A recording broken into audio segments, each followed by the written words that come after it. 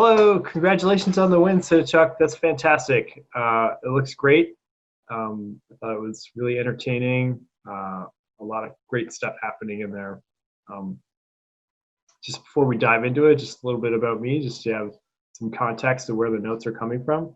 My name is Matt Shepard. I am a creative director of animation at an animation studio in town, mainly in TV, Vancouver, BC.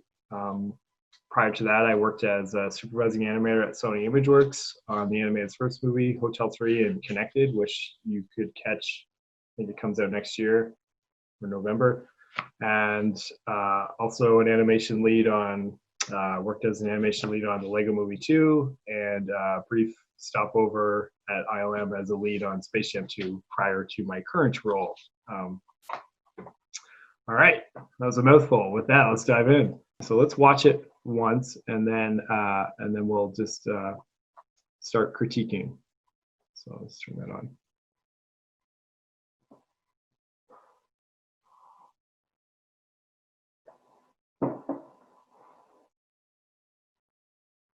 Yeah, it's great. Lots of great stuff.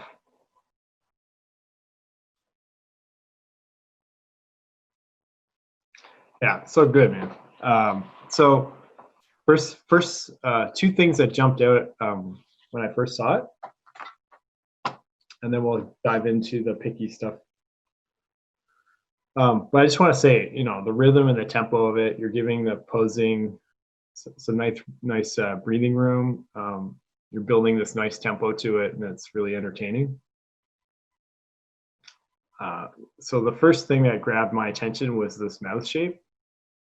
And I know, like, there's a lot more stuff happening that we can focus on other things, but I think this is one of those,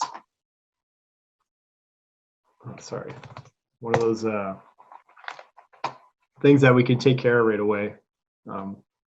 And I understand too, there are going to be limitations to the rig, and the rig performance is also a challenge when you're dealing with pushing it this extreme. But yeah, some things we could try to do here would be, let's pick a proper color, shall we? Maybe red, I guess. Yeah, let's go with that, sure. Okay. So it's very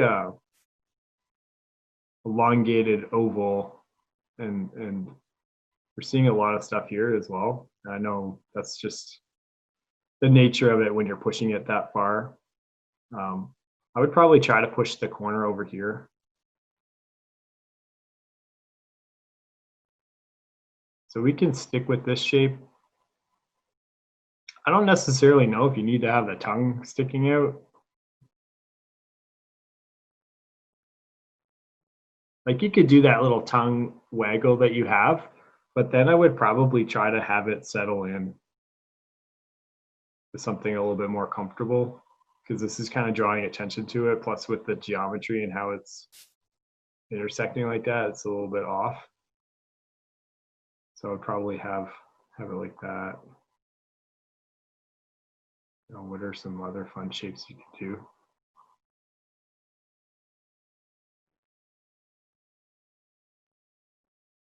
Do we want to have, that's the other question too, like, would you want to have that shape up here?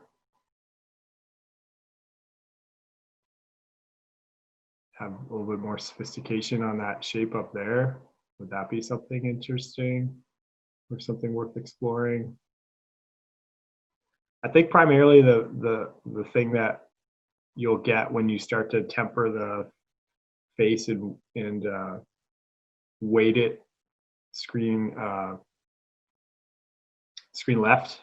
So weighting it screen left, meaning right now it looks very much like it's in default position, and then it just looks like we've peeled off or rotated the up face.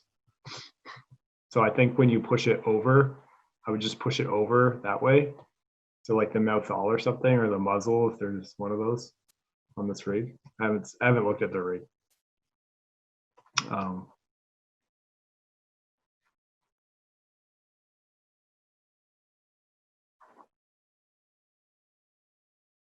Yeah, pardon my drawing. It's been a while.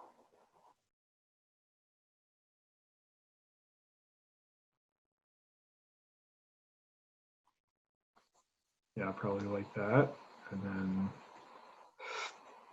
if we want to just color it in, just to, my pen is acting a little funny. Give it a little splash of color so we can discern between the old and the new, if you will. I used to think that doing this was a little silly and wasteful in terms of time, but then after working on Lego 2 and Dave Burgess, the head of Anim on that, he would always color everything in. I was like, why would you do that? And then when he would do it, you're like, oh, because it makes it more clear, and then this just brings clarity to the note. Also depends if you have what time to do it anyway.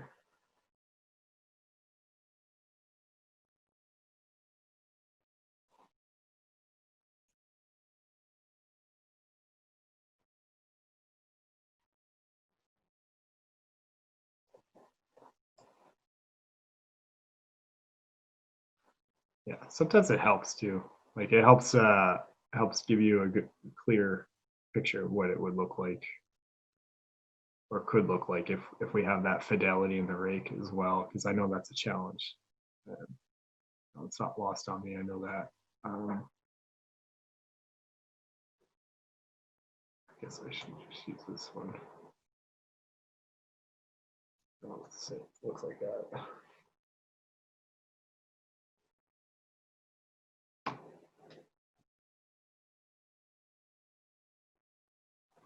So that's a good start, like tempering that shape. I think we could go even further and start to really refine how it looks.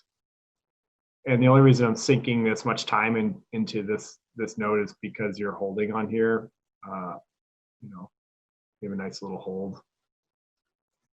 And you're weighting the face too, like the face is weighted like this. So we have to decide, like, do we want to have it that way? So it's probably going to be that way, right? So probably get a little sneer up there.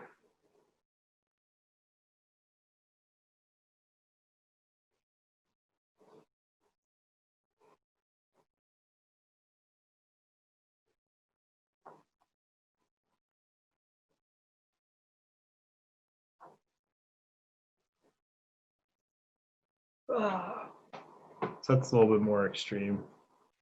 So I think you could do the tongue move, and then I would try to like settle back, so have it settle a little bit, just so I wouldn't. Yeah, I just wouldn't keep it flapping around. Like that's the only thing moving, so it's drawing our attention to all this business there. And I don't know if you know how to do blend shapes in the shot at all, like. So this is a quick little run through on that. so obviously you would do this with the, selectively to clean up and push your posing and what have you. And clearly not doing it in a production setting, you would have to use proprietary software to execute that to make it pipe friendly. But in a nutshell, you could clean up those mouth positions or any of those major intersections, just move things around. I'm just doing it with the brow just to illustrate how you would do it.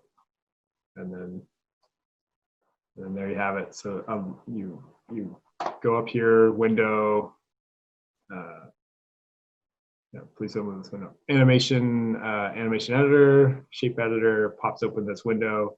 Grab the geometry you want to influence, and then create blend shape, add target, and then you can unlock it, move it around, right click on top of it, you can select faces, edge, turn on the verts if you want to do it that way. And then once you're finished, this little guy is active. I can just click that, and now this is my key, and I can key it on and off on the influence, or on the frame I want it to influence. So Obviously for this pose, I probably only want to have it here. So if you were to do it on the mouth, you just do it on that extreme, and then you just turn it on, and then maybe it's here, it's off.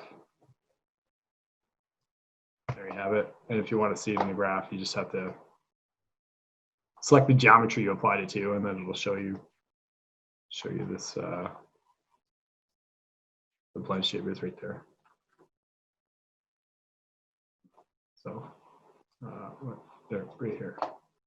So if you feel inclined to do that on some of the posing, if the rig is not performing, doesn't have optimal performance, you can do that. Obviously, if you're in production, you're gonna use a proprietary software, but since this is your shot, this is your scene, you can do it. You can try to push the mouth into this position as best you can. And then on top of that, you would do a blend shape, just clean it up. And if you didn't want to do this mouth change, you would do that blend shape anyway to clean this up. So you could go in there and you could really give a nice clean pass to make it look nice. Anyway, the next thing that stood out, back on track. So the next thing that grabbed my eye was the scramble. So it's really, you have really nice scramble. It has good bones. But something that I noticed is that the windmill and the legs are the same amplitude, and it's very fluid animation, but it's also like same amplitude, and it's feeling a little cyclical. So I think we just need to find a way to break that stuff up.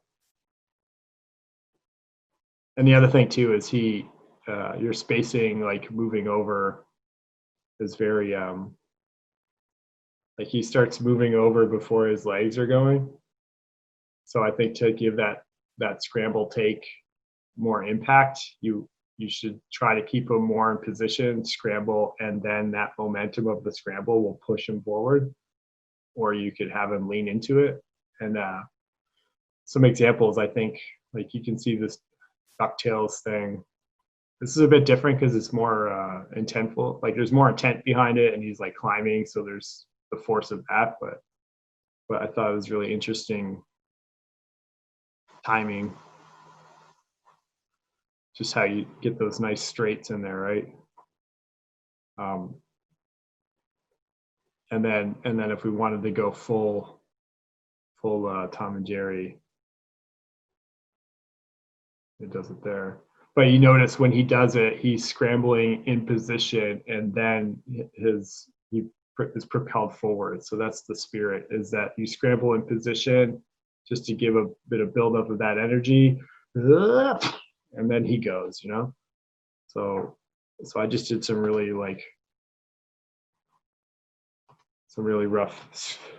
Sharpie scribbles here with a thick giant marker just to try and lay it down. You can see I started to like draw over top of what you had, and then I realized, oh, it's what it was, is the scramble take was happening as he's already in motion.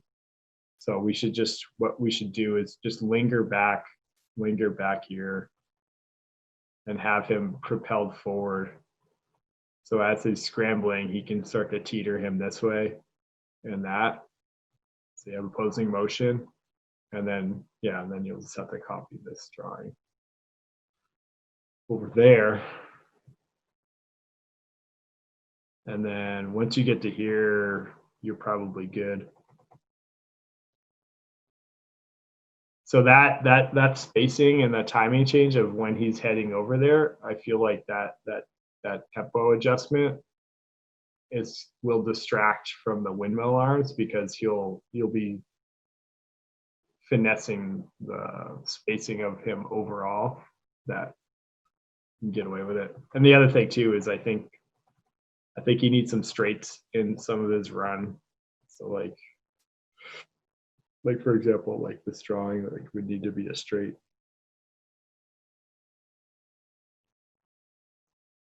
That's the other thing too, right? Like when he's doing this, where is it?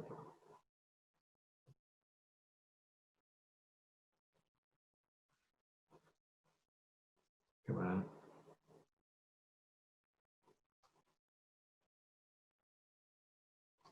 There we go. Yeah, when he's doing the scramble take, it's just a regular run. They're not doing anything cartoony. It's just digital skip frame there though. They have some nice straights, you know what I mean? Right there. So we kind of need to get that nice, we need to emulate that same straight. And then, yeah, I think you have the right idea about coming over the top like that. So that's what's kind of missing in here.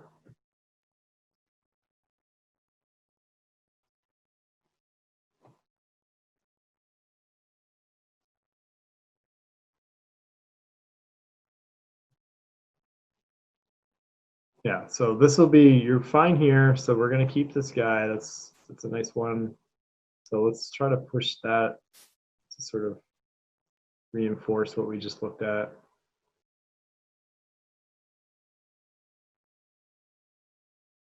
So maybe it's like this. The feet kind of look similar.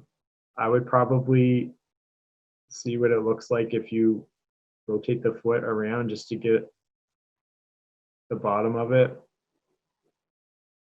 facing us, just so we have that clear distinction that it's the other foot. So right now it kind of looks similar. So we want to know that it's the other foot, right? The front foot versus the back one.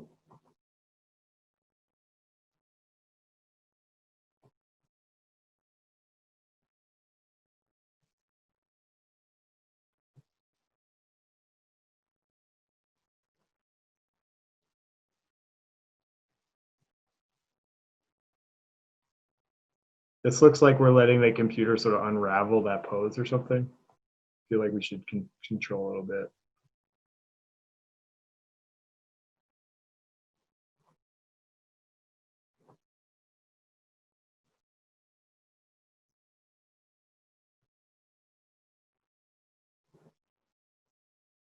Yeah, probably have to.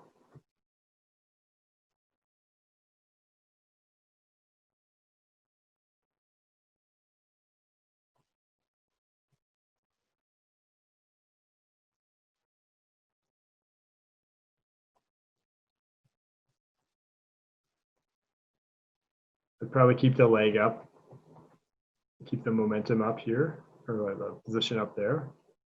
Because right now, like it's dropping as the leg, because the hips are dropping. So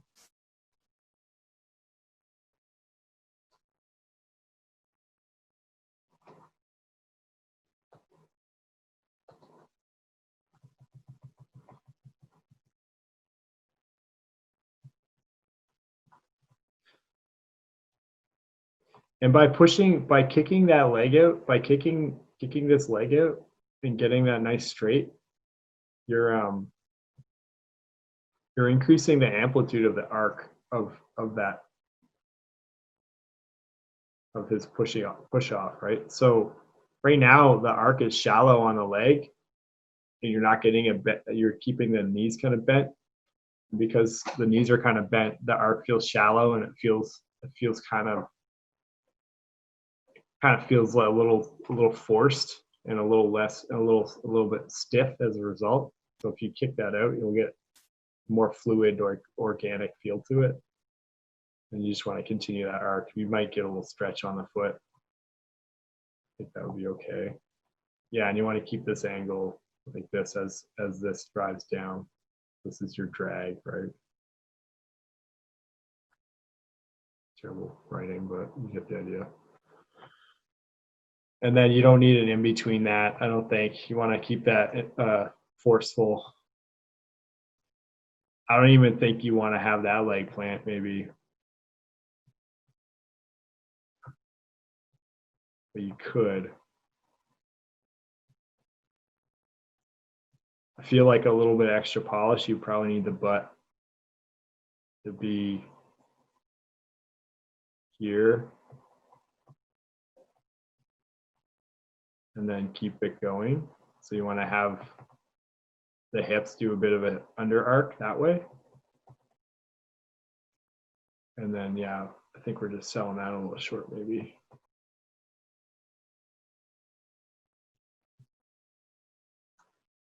what happened there. Giant marker. That's what happened.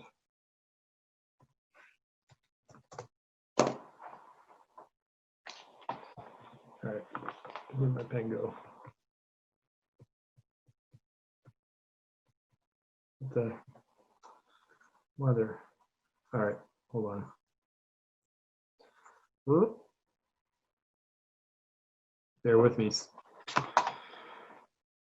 I fumble through technology.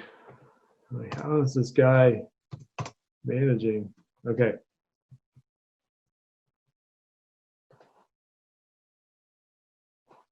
Yeah, I think if we're selling that under arc a little short because we have that because we're injecting that under arc, we'll probably need a little bit more time to resolve it.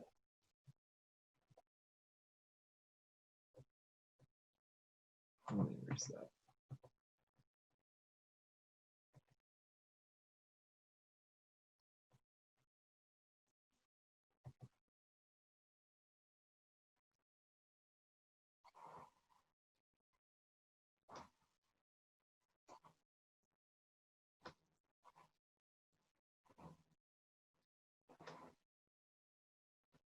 Yeah, as you see, like my spacing is a little even on the posing. You could sharpen that up by having having it on ones or something, like the drawings that I did. But what it's revealing is that we have all the movement in his legs, but we have no hip support. So you don't have to do what I'm drawing, but what you could do is you could just loosen up the hips a little bit just to feel like they're getting some influence from what his legs are doing. Yeah, like right now it just looks like we're just animating the cog, you know, and we don't have any offset hip movement. Anyway, let's turn our attention because we'll come back to this. Let's turn our attention to the front of the shot. So as you're like stepping through it, like again, performance of it, fantastic. First review, like when you're looking at it, the only thing that stood out were the mouth and then the scramble take. Those are the primary areas that when I first watched it, I'm like, oh, if you just did this and that, like that'd be pretty cool.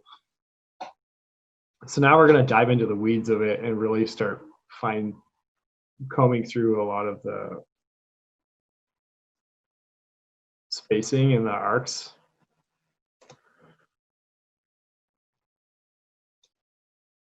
So at the top of the shot, it feels like we're going it feels like we have not really any arc happening, and then he has a hard drop. So the arc is very shallow and abrupt. So not shallow, but almost non-existent. So like,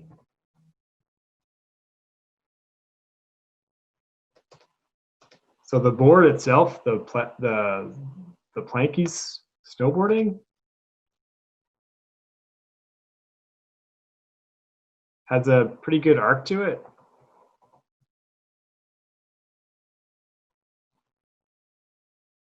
I mean, I'm just debating if you would want to see it like down here or something. And then it like comes up.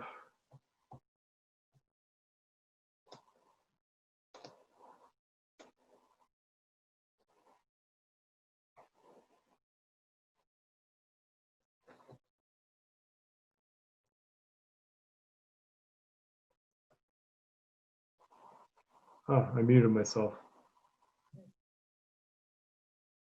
I muted the thing. All right, that's fine. And then once we like, because I think the spacing here, yeah, you could probably get away with changing it. Feels like he's over here and now he's over here. So I think he should be moved over. So I move him over. Probably move him over more here. Because we want to we're trying to create a bit of an arc, right?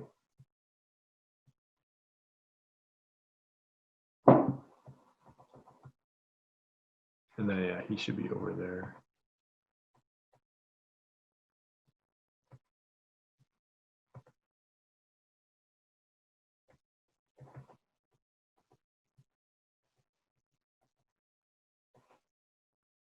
Trying to find the apex of your arc here.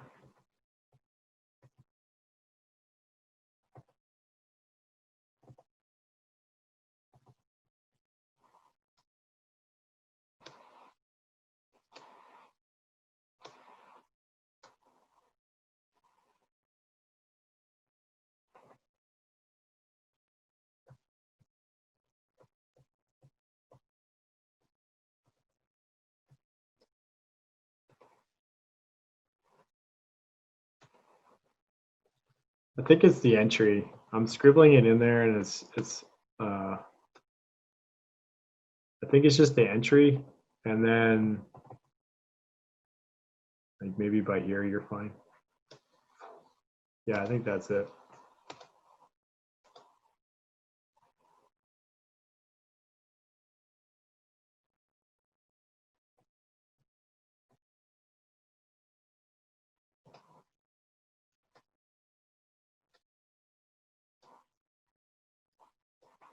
Yeah, it's just the entry and then a little bit of spacing adjustment.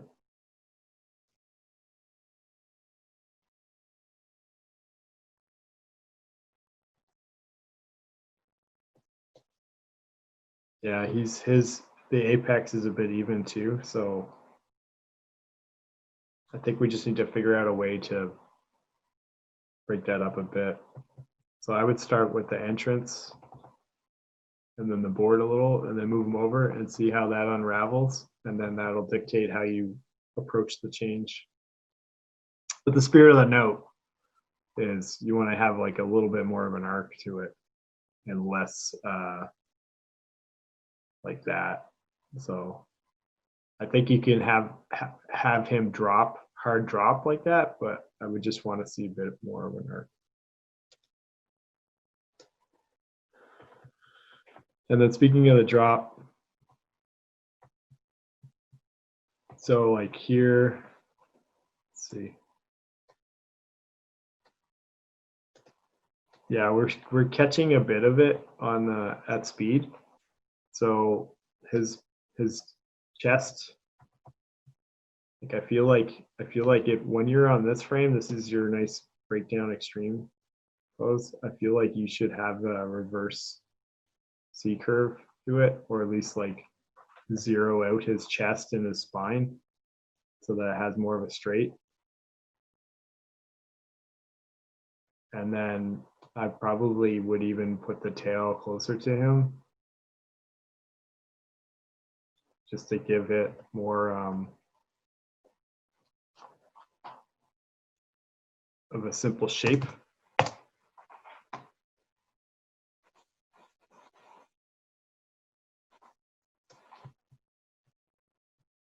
Maybe not that much, just a little bit closer.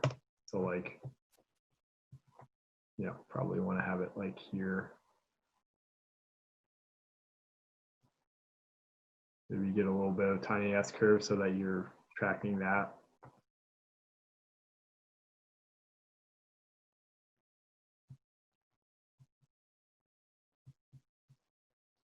So yeah, this will be a key, and then you'll have to key this. This is where you need to let the start to transition out of it.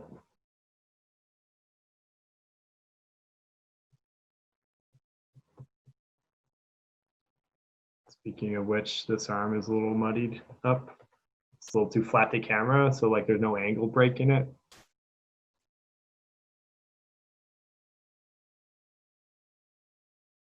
And then this arm is he grabbing it?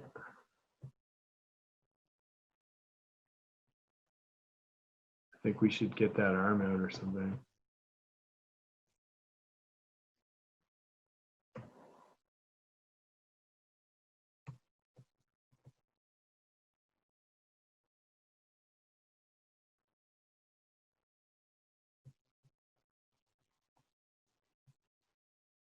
Let's uncurl the toes. Like it's fine there, but like here it should be uncurled. And then let's get a little bit of a bend in it so it doesn't look like the IK is locking on his leg. I think it looks like the stretch has hit its threshold. Wonder if there's a more flattering head angle you could do. It's like he's looking up too much. I would just probably angle his face.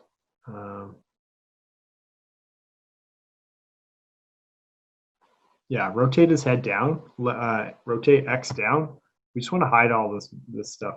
Like this looks super messy. So we want to like give it a 2D kind of cheat where it's like this or something. I don't know what his ear would look like that.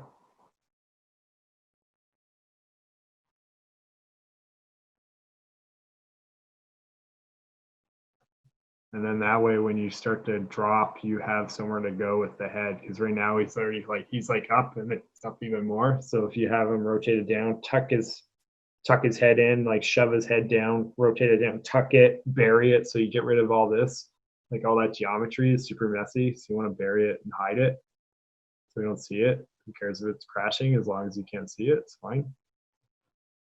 Yeah, like take care of that right away. Yeah, that's what I would do, because this is like even if you had the cleanup capability in studio, you wouldn't want to be sinking much time into that, right? And the other thing too is, yeah, I just wouldn't want to be putting your time into there.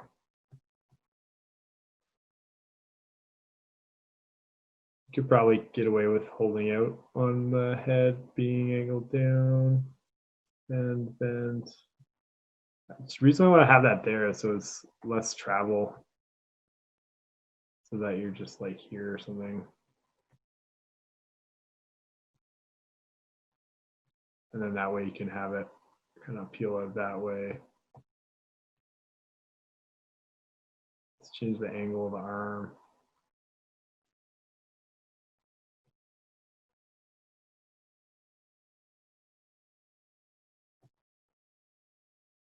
Ah.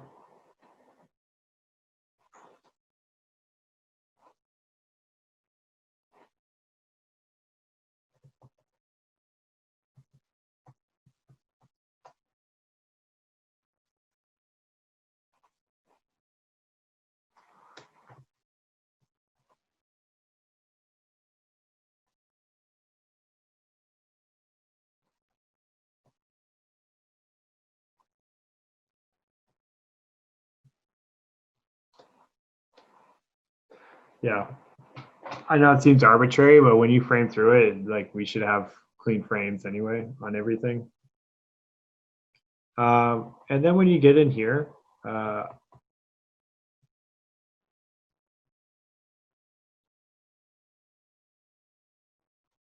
just fixating on some of the.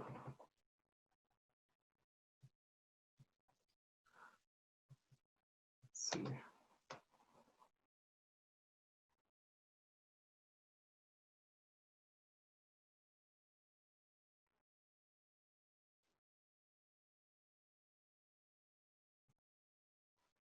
I wonder if there's a way to have, like, would it add any value if you had the hand there?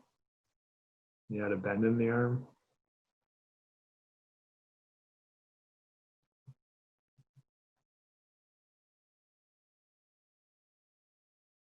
I wouldn't mind seeing what it would look like without this perspective-y to camera. So I create a little bit of something.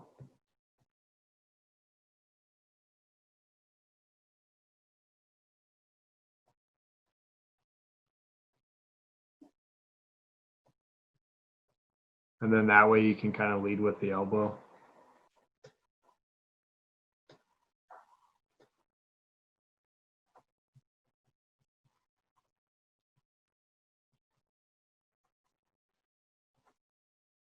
Let's try to unbury this eye here. So you want to see both eyes. That would be a good rule to have at all times, especially like if you're having tiny bits of information visible, you have to decide if you're seeing it at all or you're going to see it. Either you're in or you're out. So if you have a tiny bit, it's either going to be completely visible or it's going to be completely removed. So, but because we're 3/4 head pose, we should see it.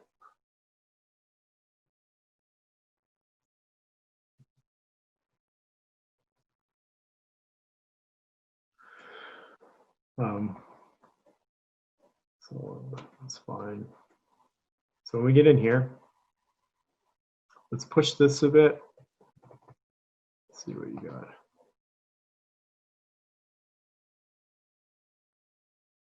So we're getting in there. We have a C curve that way. So let's let the arms are like the catalyst behind the movement. It feels like he's being almost like a ballerina. So let's let the arms be the motivator behind the move. And as the arms come up, let's push the body position or line of action. Let's push this stuff a lot more. Black, because it seems like a final line, like in terms of like incline, sorry. I'm just debating how you want to do this here. You know what you could do too is you could use this as an opportunity. We don't have to be so literal with his feet. So maybe when he hits this pose, we can change his feet as well, maybe.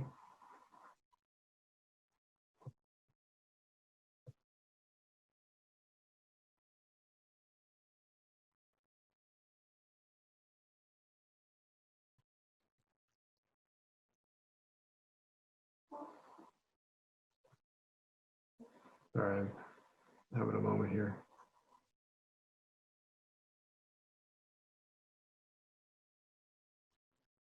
Maybe if we just push the line of action, that'll be enough.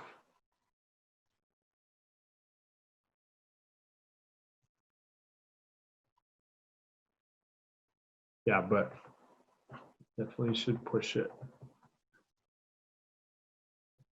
Yeah, like his chest is over here and you have this reverse C here, or C curve there, and then he's in the C curve, and then we're starting to reverse it, which is fine. But then as you reverse it, it feels like it's like the chest should be there, and like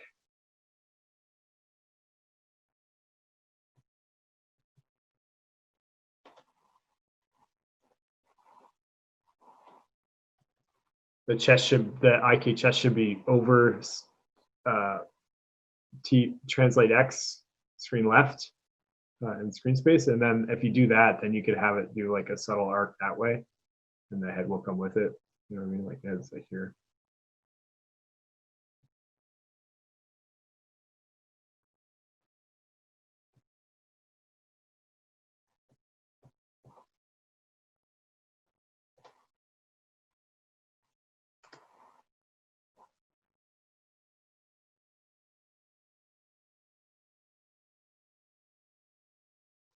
But that's just a little finesse on the arc and path a little bit. But yeah, I would definitely push the body a little. And then I would toy with the idea of not having this foot be in perspective to camera. I'd probably have it shift that way. Maybe get like this. That's the other thing too. Like, you want to have the feet away from the edge here. So just kick them out Looney Tunes style this way. And that way he's kind of just riding the thing. And then that way it's like Looney Tunes style this way. Close that negative space here. Like, I don't think we need that. So you want to bring the legs together.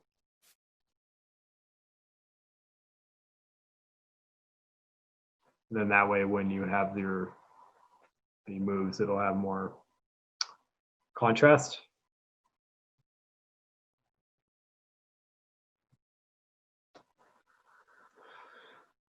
Let's see.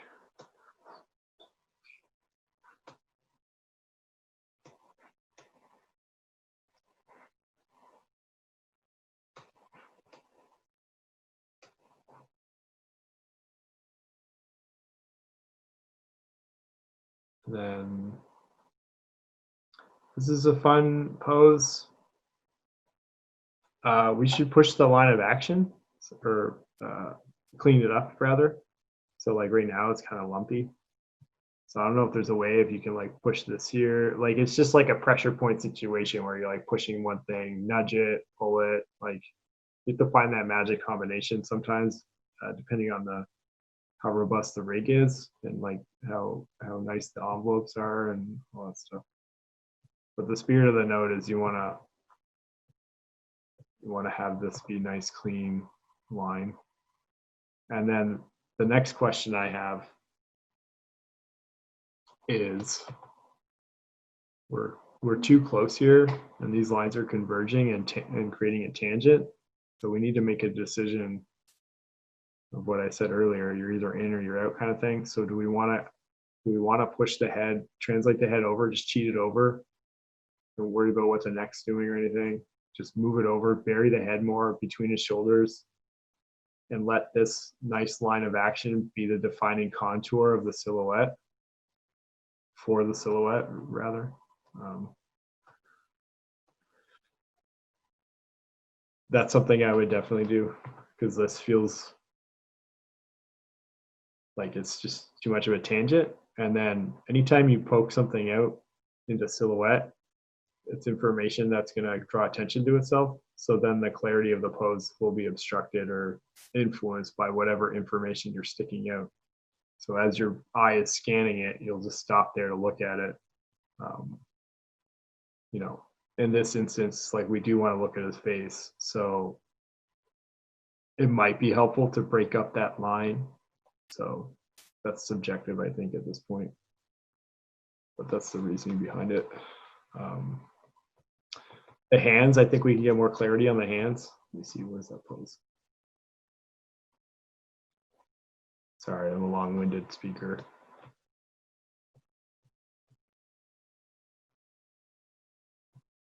Yeah, so let's see.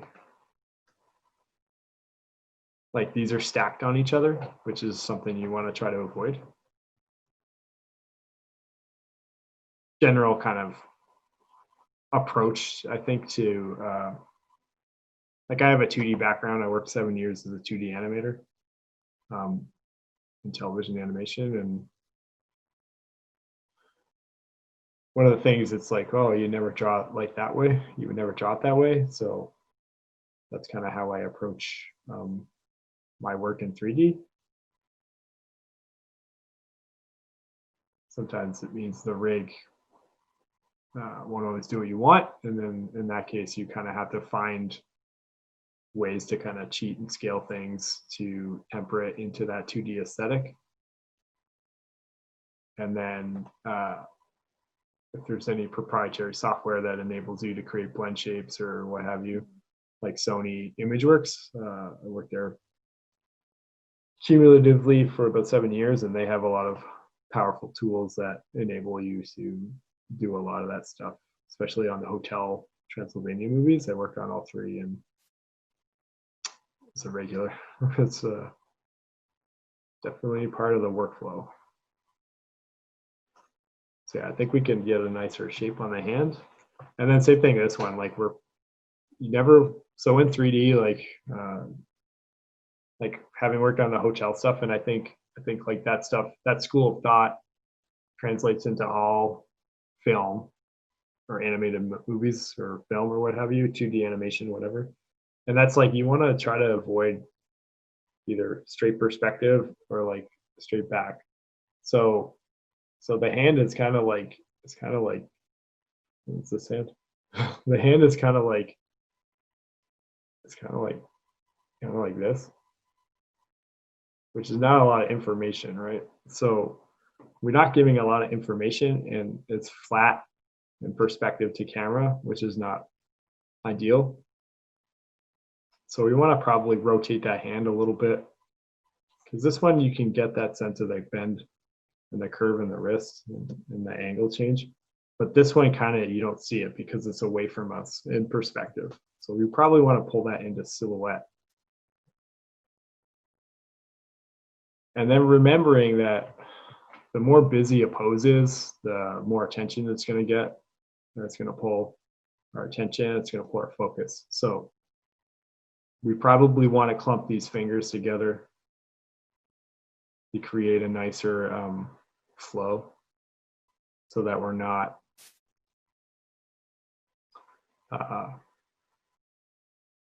taking a pit stop before we go to our primary focus, which is supposed to be his face, right? So we want to make sure the intent and clarity of it is there. So we probably don't need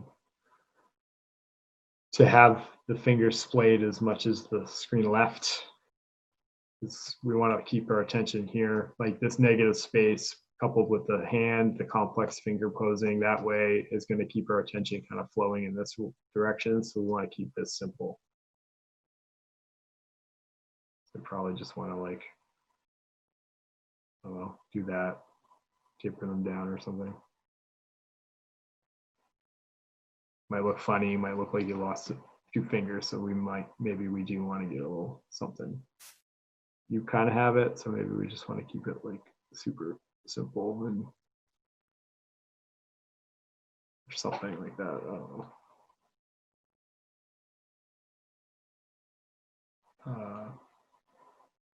And then animation wise, it looks like your IK knee is pull vector or whatever. It's going this way, so it looks like the knee is coming towards us. I think we need to cheat that and keep it this way. So whatever that's doing, I would just counter it a bit that way.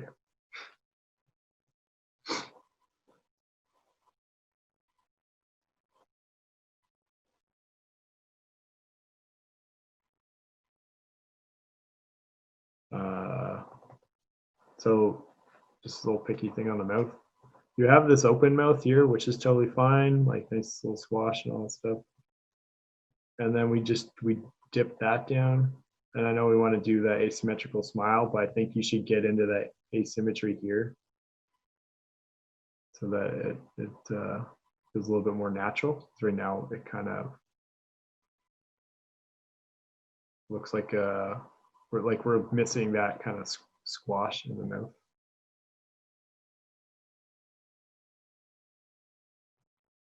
It kind of feels like we're just jumping into it and feels like the mouth is traveling up and then it settles down, but we don't have any of that squishy, squashy feel to it. So it feels a little contrived and a little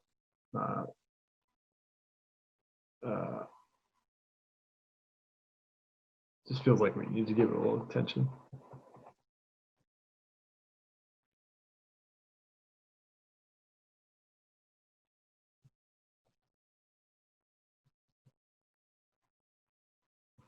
Maybe a little compression would be nice.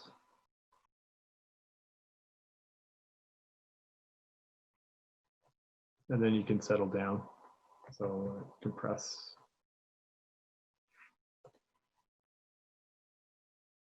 And because you're holding him there, I think that's, I would let that sort of compression settle linger a little bit longer.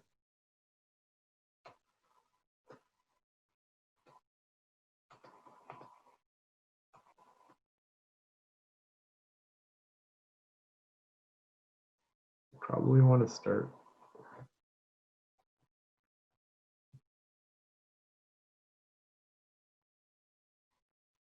Let's do something with his back leg just so it feels a little less stiff. So let's just tuck it in anyway. So like right here, I almost feel like you want to have it be a little closer, be that way. Let's cheat it over here.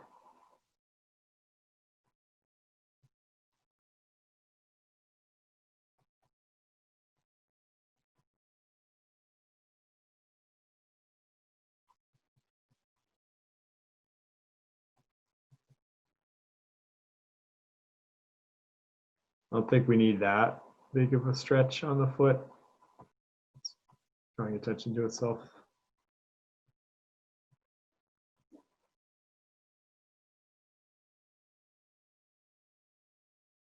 You know what? I would scale that foot down. Scale this foot down. so that this foot feels a little bit bigger.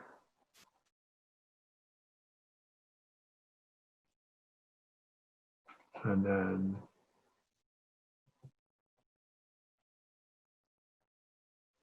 kind of need to have a little overshoot and settle on the leg.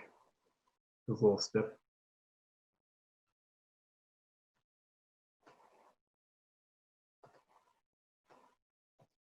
Kind of have it on the body, it's just not on the leg at all. And then the tail flapping in the wind, this region is not moving at all. Well, it kind of is, but it's not really. It feels like we're isolating all our movement there. It feels like you would want to have more of an S curve to it.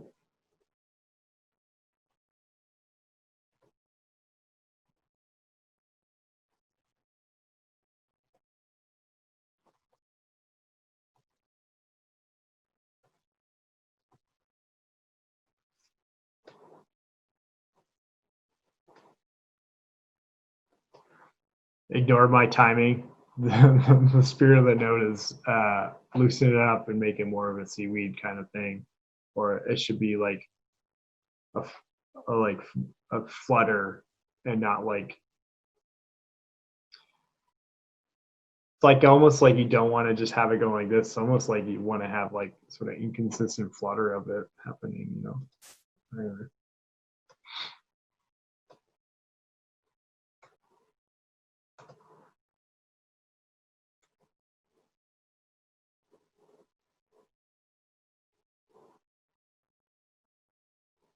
Yeah, but it's looking pretty cool. One thing I was trying to figure out if there's a way to do it is like a little shrink take. So the other thing we should think about is reverse smears.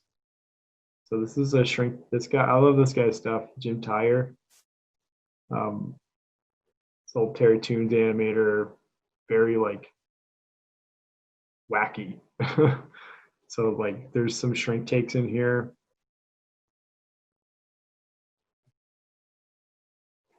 It's not working. Hold on.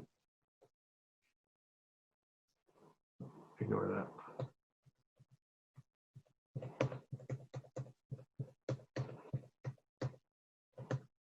that. His shrink take is a little bananas, but the purpose of it is you take the entire volume of the character, you shrink it down, and then you pop it big, kind of thing. So the Mighty Mouse stuff is very telegraphed and a little too soft in how they execute on it. But the point is, I would try to do it like you kind of do it here, because his head volume is getting smaller.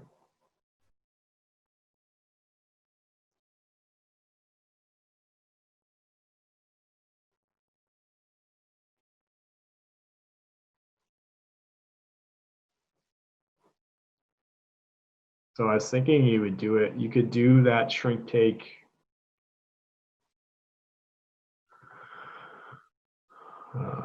Let's see.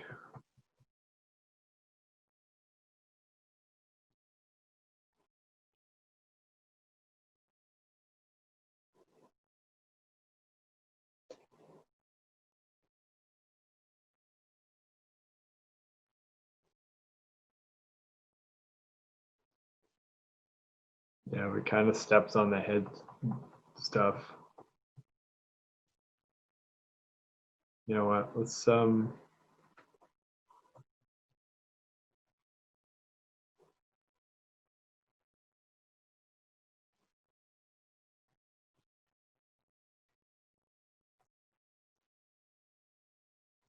just questioning the mouth. You know.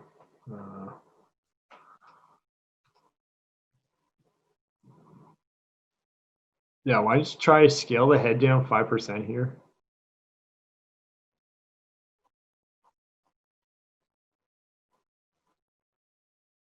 So you want to do it. This would be key. 5%. Fine. see what that does. So you scale the head down 5%. You don't need to in between it. Just have it. If you do, it'll favor the 5% smaller reduction, but just do it over one frame. And then when you do the take, you could just key it and let it resolve over one frame as well, because you're already stretching the head anyway. That'll punch it up, I think. And then also I think we need to carve out a little bit more static, like don't move.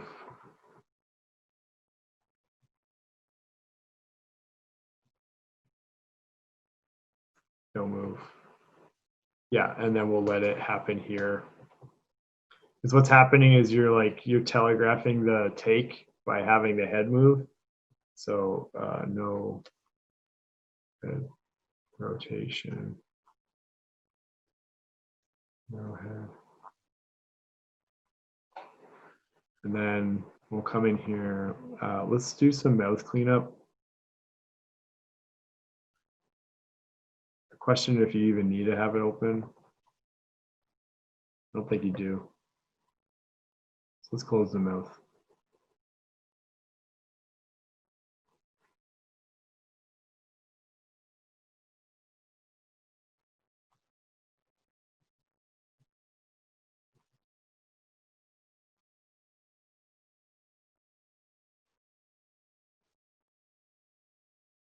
Let's see what that looks like for a second.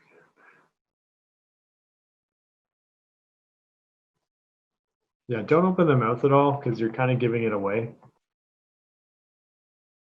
And then the eyes here are getting a little lost. We need to find a way to define these eyes. And then, yeah, you should rotate the eye this way.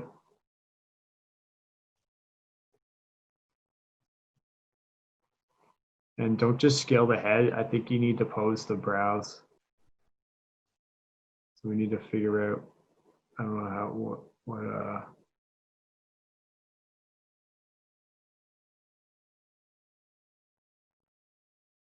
yeah, you want to keep the mouth closed. Sorry, I know this is a long-winded review. Hold on.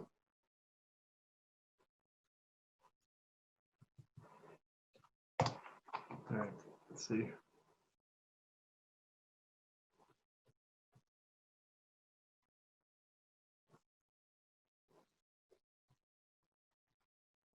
And then that way it's going to have more punch when it opens up. And then because you're coming from a compressed position, this should be a little bit out here. So you want to have that be out there.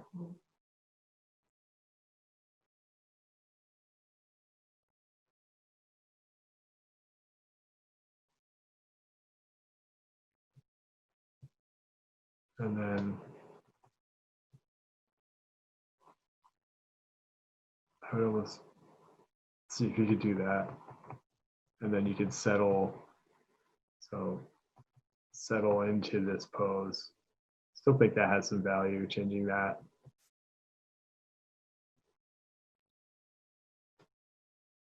Yeah, you want to just have like a little bit more articulation on the mouth and the design of the mouth so that it doesn't feel like we're just using one pose and then just making it more extreme by scaling volume in the face and the head, right? Do you want to just give a little bit more variety?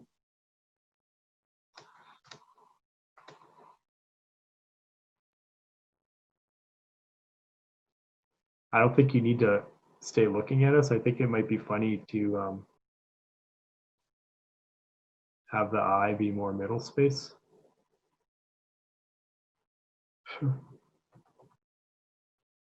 And then maybe you get that lingering a little bit. So you can just cheat the eye around.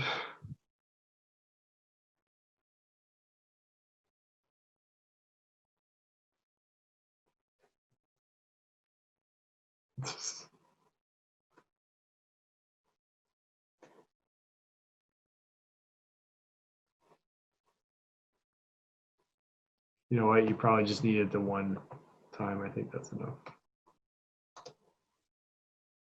Yeah, that's fine. It's funny. get it all surrounded by the yellow of the sclera, and I think you're good. This, I feel like you can compress more, like especially when you look at that. And then if you look at the leg, there's no movement on the leg. So this has to go down.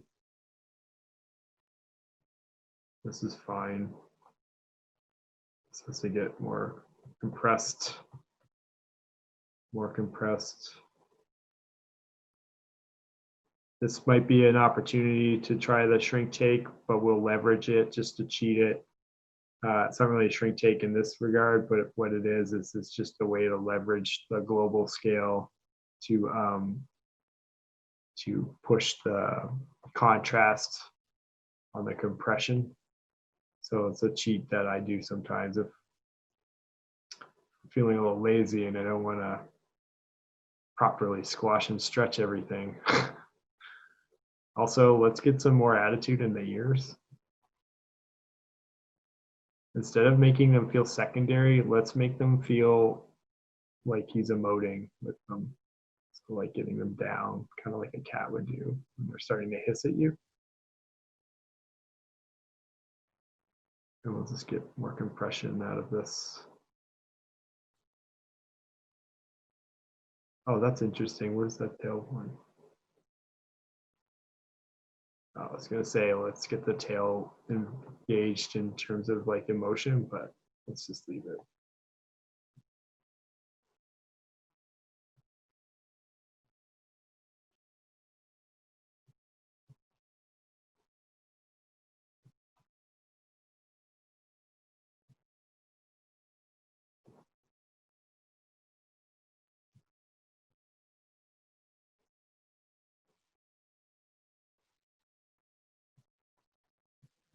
And then I think we need to close a lot of this stuff up. So like, I don't know what that is. I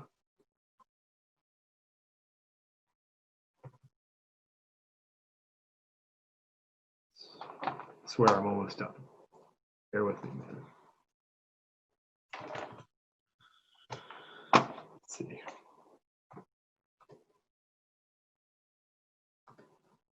Yeah, you just want to have more of a straight as he's launching off.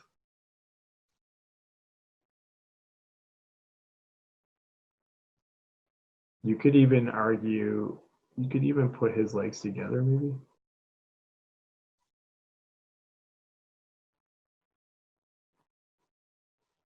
Let's cheat his leg like that. So that way we get more of like a torpedo type thing. And then we'll cheat his tail or something like this or something. And we'll get his arms down. Scale his head down too. Push that perspective, right?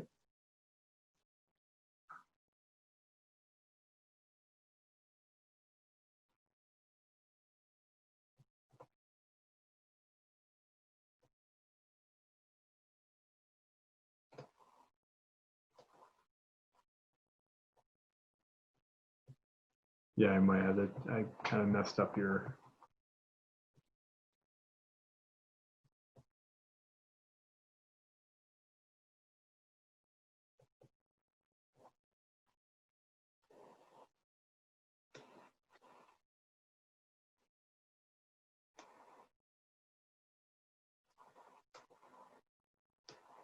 Yeah, we're kind of giving it more of a launch.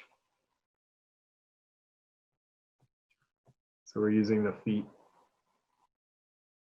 as a way to kind of like feel like it's going like this. And then close down all the space. I don't think you need to have that negative space visible. Just keep that fist there already. Keep everything nice and tight.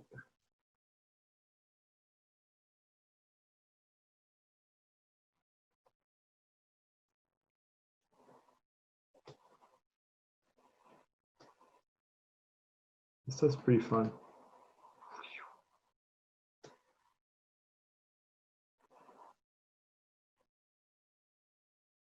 Questioning the prolonged stretch on the hand.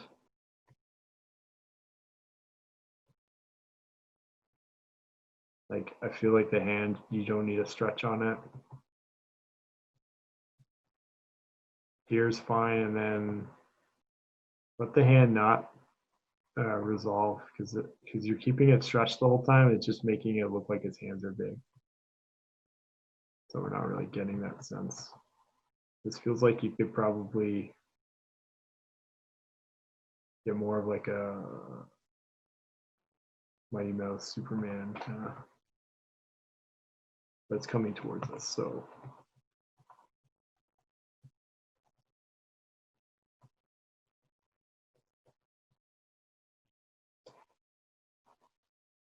I don't think that smear on the top is doing you any favors. Right there, gotta get rid of that.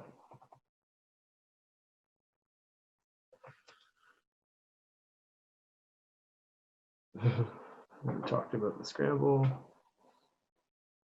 That this feels like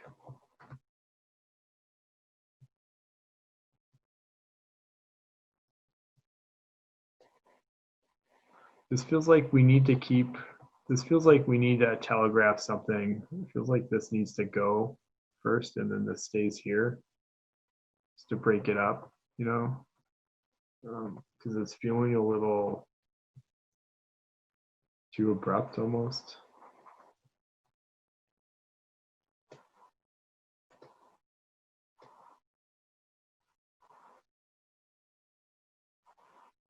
You know what I do? I keep that wobble in his legs going, where he's like, whoa, and then it's like, whoa, and then it kind of, that's the motivator behind it, because right now it just feels like we're just smearing just to smear. So as he's coming around, keep these guys kind of, you know, it's tough because you don't have a lot of time to do it either.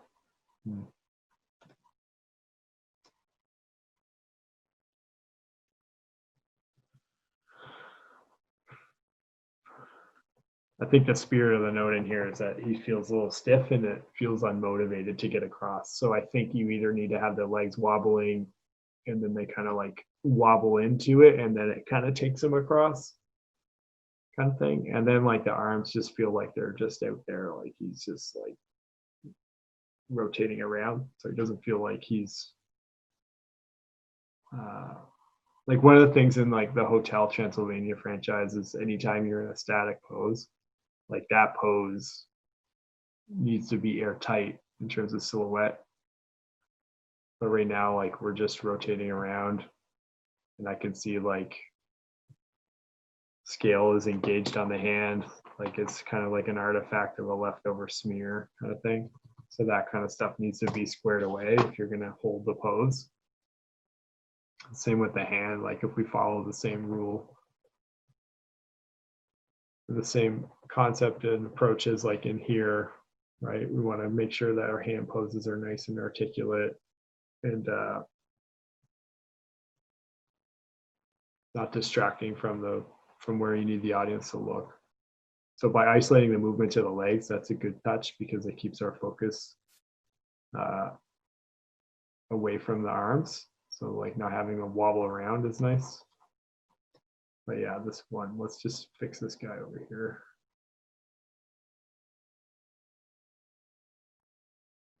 Doesn't have to be anything complicated.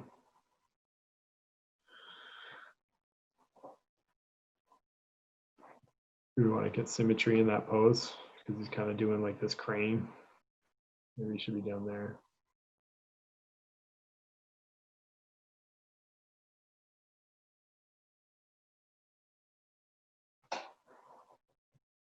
I'd probably keep it down there. Just the symmetry of it will distract the audience from looking there because they'll see it as static. And then if it's symmetrical, it's a means to make it kind of boring.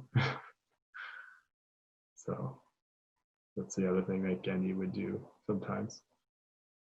Intentionally make something symmetrical so that you're not distracted by it and that you can focus on the joke.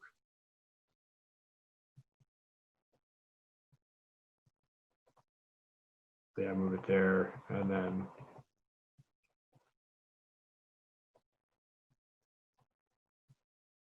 Feels like this has to like go there or something.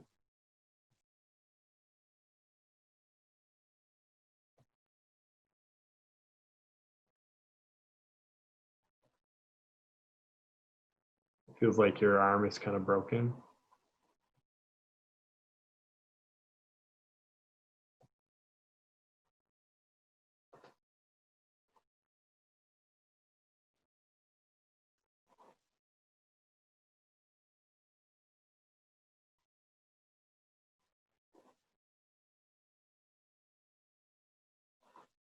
And then, what's that?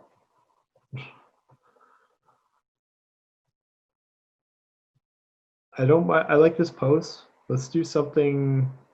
Let's clean up the tail or something so that we have a nice clean line going in there. Let's hide this by moving the arm that way. Oh, why does it do that? It's been doing that all night. Resetting my brush.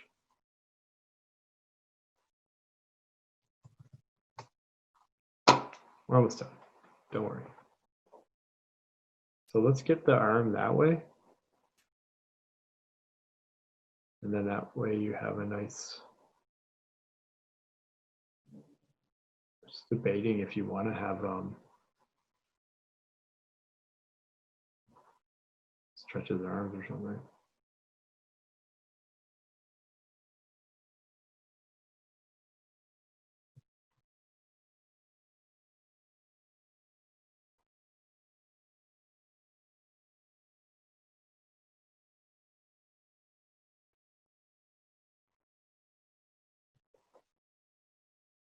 In any event, I think we should close down the negative space on the legs here.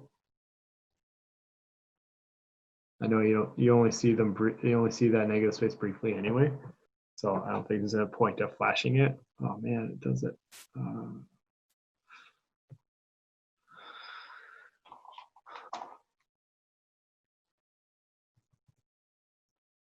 my gosh, trying to be crazy. When I'm doing that or something. Let's get that straight. Tuck that. Let's just tuck it in. Let's not get overcomplicate it. Maybe it's there or something.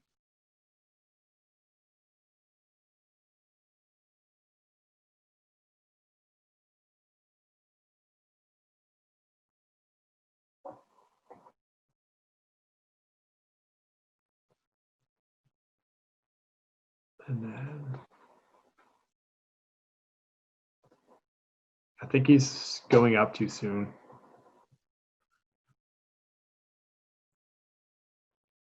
Yeah, keep him down this way.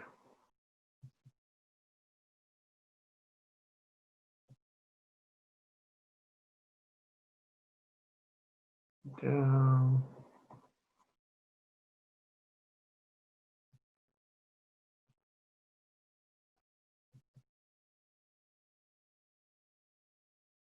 Probably want a C curve.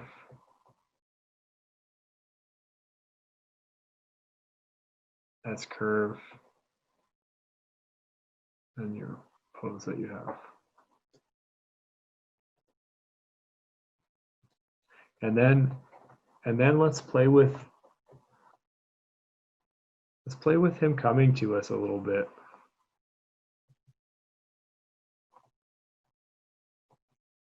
Oh, I see. Can you hit with something? Like this. Don't just have him come to us. Don't rotate him over that much. So like keep him here.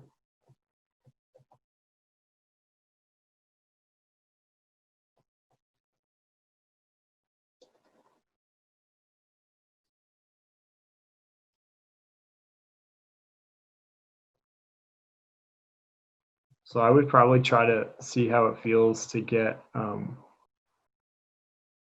posing motion and then getting this like smaller.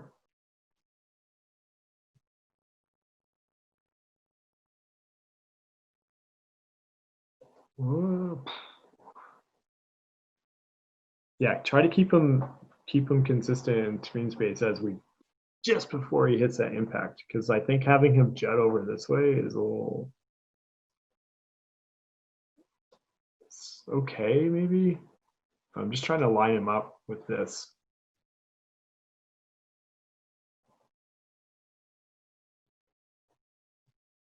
So that really you're like here, right?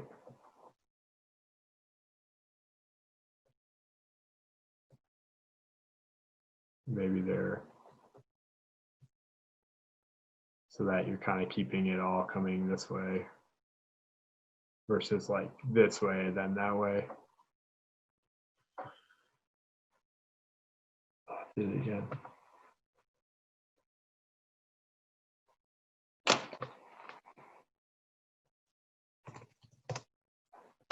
Anyway, let's see.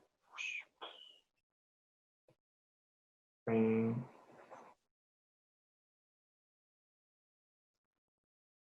And your camera shake, I think it needs to be a little bit more like a little bit more erratic and not what are you doing right now? You're doing, yeah, you're going like this. It should be like, it should be more less like this and more like a little bit more what's the word I'm looking for? Frenetic? No, frantic or just more erratic. You could do it in a 2D sense. You don't have to do depth. I would do 2D, so like 2D stuff. Don't let it drift. You don't need to drift at all. So kill that drift at the end. Lose drift.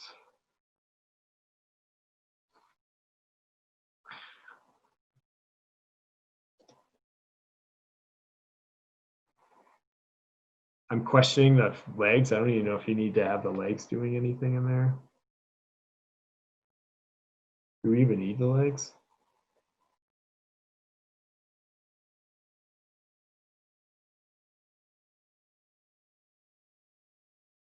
It's kind of funny though.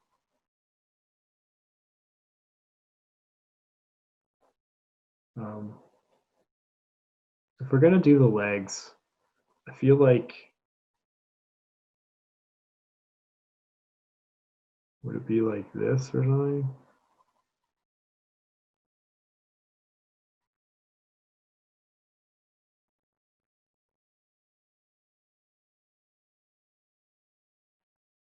I guess if they're broken. And then, yeah, that's the bottom or whatever.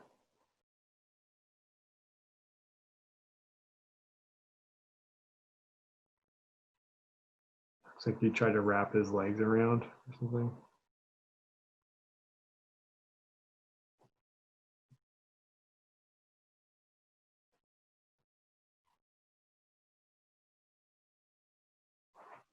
It's just this like looks like crushed geometry and we're kind of losing it at a frame. And these are the same, we're seeing the pads of the feet on both. So I kind of drew like Bugs Bunny feet, sorry. But feels like you'd want to see them, you know, for variety's sake, just like the top view, this one, and then this one could be the pad of the foot. Maybe you get like an arc in it. An arch in it, I mean. So like this. Maybe that way. Maybe, I don't know if there's a way to pose the toes. So like,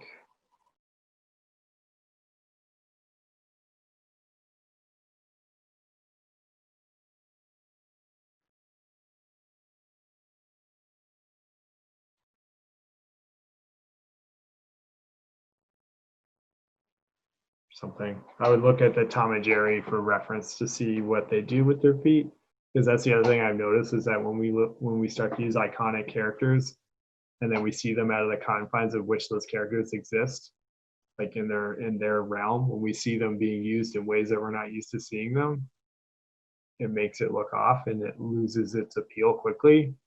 So like that Aang rig that people were using, like I've seen some cartoony stuff, and like I was like using it for some tutorial things that I was doing.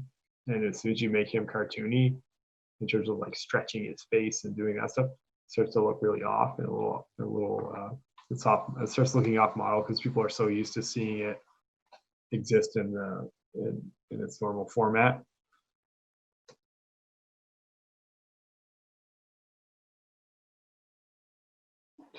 So good, man. This is great. Yeah, I'm being super hyper picky on stuff. Like I told you before at the beginning. I mean, main things were the mouse shape and the scramble tape. The rest of this is just these are the kind of notes that I would give you if we were at Sony or AnimChallenge or ILM or any of those movies. This is the kind of stuff that I would be looking at. Yeah, I think that's a good chunk of stuff to comb through. I'd love to see it again. Progress, feel free to reach out on LinkedIn or what have you, and I'd love to see how it goes along, how it comes along, and whatnot. Yeah, it's a really great piece. Loved it. Great. All right, take care.